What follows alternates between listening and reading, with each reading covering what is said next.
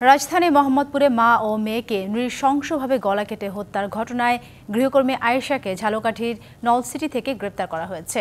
আটক করা হয়েছে আয়েশার স্বামী রাব্বিকে। পুলিশ বলছে, হত্যার মোটিভ কি তা আসামিকে জিজ্ঞাসাবাদ শেষে জানা যাবে।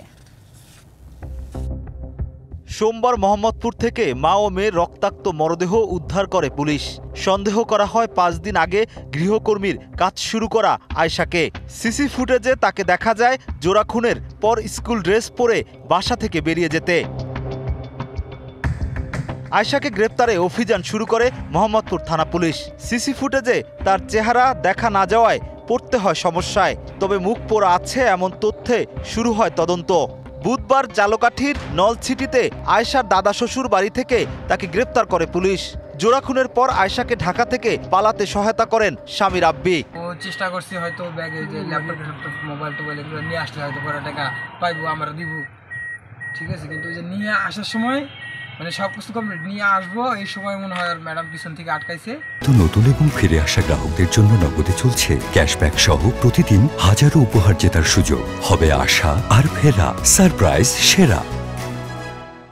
যাই হোক, ওই ধস্তাধস্তি ঠেরে বাইচা চিন্তা করছে যেটা আটকাইছে, বাসন লাগবো, বাইচা আসার চিন্তায় ওই মানে দেখে নাই তো সামনের দিক পিছের দিকে, যতক্ষণ না ছাড়ছে ততক্ষণ মারছে। 6 মাস আগে মোহাম্মদপুরের বসিলার একটি বাসায় চুরির অভিযোগের সূত্র ধরে আয়েশার বিষয়ে খোঁজ শুরু করে পুলিশ। তারা বলছে, কেন এমন নৃশংসতা, জিজ্ঞাসাবাদে বেরিয়ে আসবে তার রহস্য। সুরতালে যেটা বলেছে যে শরীরে 30টা আঘাতের চিহ্ন ছিল মায়ের, আর মেয়ের গায়ে 6টা আঘাতের চিহ্ন ছিল, অর্থাৎ এটা একটা ব্রুটাল কিলিং, মানে খুব বিভৎস হত্যা। তো শুক্রিয়া ডিসি স্যার নেতৃত্বে আমরা এটা উদ্ঘাটন করতে পেরেছি এবং আসামিকে আমাদের গ্রেপ্তার করে হেফাজতে নিয়েছি।